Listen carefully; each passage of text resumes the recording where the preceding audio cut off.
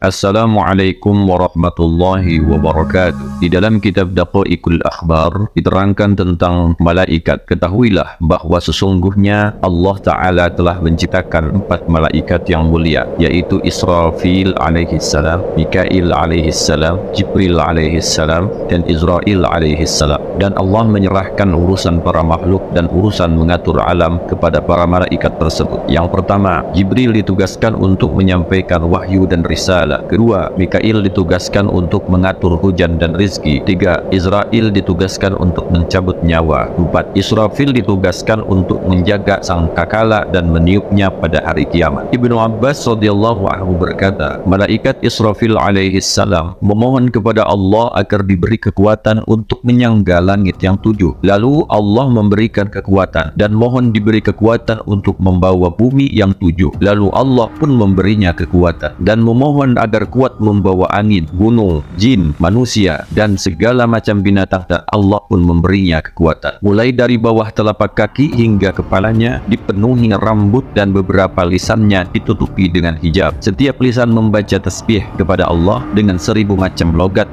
atau bahasa.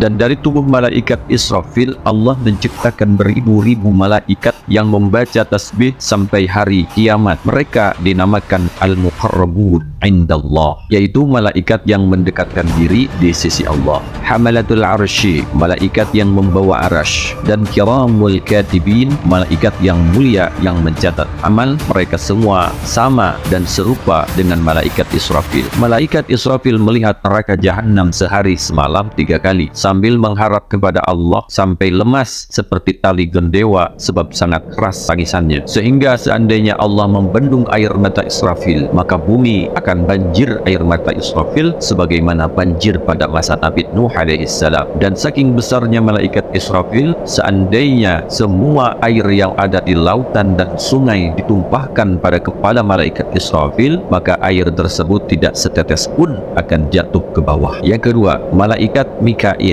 Adapun malaikat Mikail diciptakan oleh Allah Subhanahu wa taala sesudah malaikat Israfil terpaut 500 tahun. Dari kepala sampai ujung kaki malaikat Mikail dipenuhi rambut yang diciptakan dari za'faran, dan sayapnya diciptakan dari zabarjad, sejenis zamrud berwarna hijau. Pada setiap rambut terdapat beribu-ribu wajah, dan pada setiap wajah terdapat beribu-ribu mata. Setiap ada kaum mukmin yang berbuat dosa, mata tersebut menangis karena merasa kasihan terhadap orang mukmin tersebut. Pada setiap wajah terdapat beribu-ribu mulut, dan pada tiap mulut terdapat beribu-ribu lisan yang berbicara dengan beribu-ribu macam logat atau bahasa. Dan setiap lisan memohonkan ampunan kepada Allah bagi orang mukmin dan orang-orang yang berbuat dosa, dan meneteslah dari tiap mata 70.000 tetesan. Maka Allah jadikan dari tiap tetesan satu malaikat yang serupa dengan malaikat Mikail, dan mereka bertasbih kepada Allah Ta'ala sampai datangnya hari kiamat. Mereka dinamakan Karubiyun, yaitu pembantu malaikat Mikail yang diberi kewenangan atas hujan, tumbuh-tumbuhan,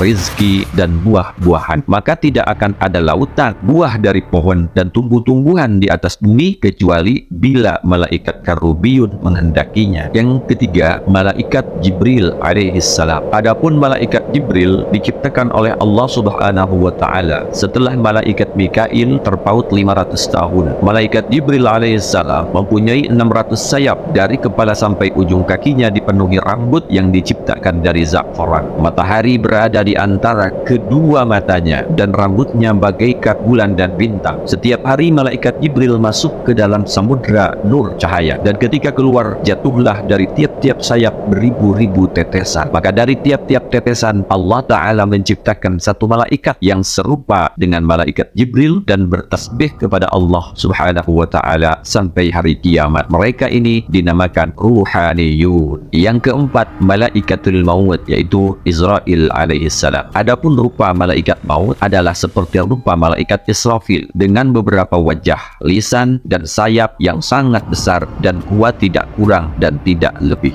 Demikian tentang penciptaan para malaikat. Wallahu a'lam.